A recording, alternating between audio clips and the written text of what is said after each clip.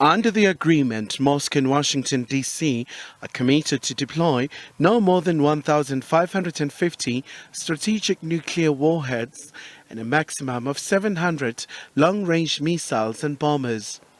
Russia's parliament has suspended Moscow's participation in the New START treaty, and the Kremlin has blamed the U.S. and the West for the breakdown of the last remaining nuclear pact between the two powerful nations.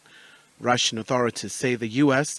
has destroyed the architecture of international stability.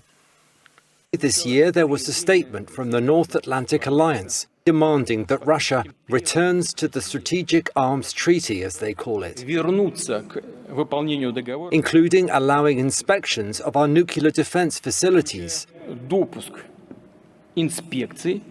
don't even know what to call it. It's a theater of the absurd. The U.S. Secretary of State Antony Blinken says the Kremlin's decision to suspend participation in a nuclear arms control treaty is irresponsible.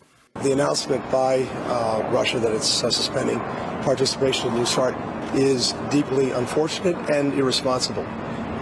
We'll be watching carefully to see what Russia actually does. We'll, of course, make sure that in any event we are postured appropriately for the security of our own country and that of our allies. Defense alliance NATO says the Kremlin must reconsider the decision.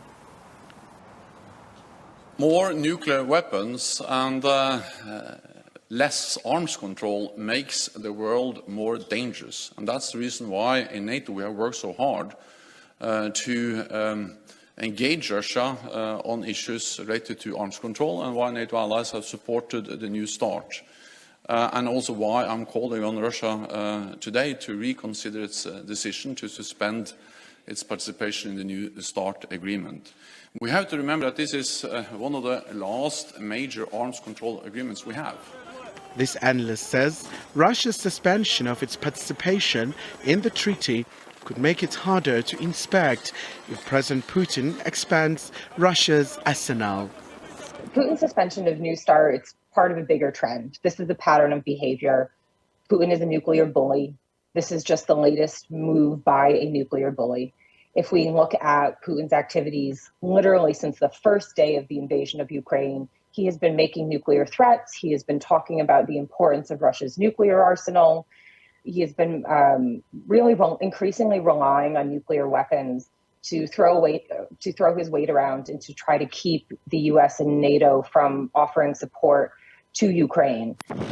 Russia and the U.S. together hold 90% of the world's nuclear warheads. Europe, the U.S. and the U.K. have repeatedly accused Putin of dangerous nuclear saber-rattling throughout the war in Ukraine. But before Tuesday's speech, he appeared to dial down his nuclear rhetoric in recent months. Kyle Kumalo, SABC News, Johannesburg.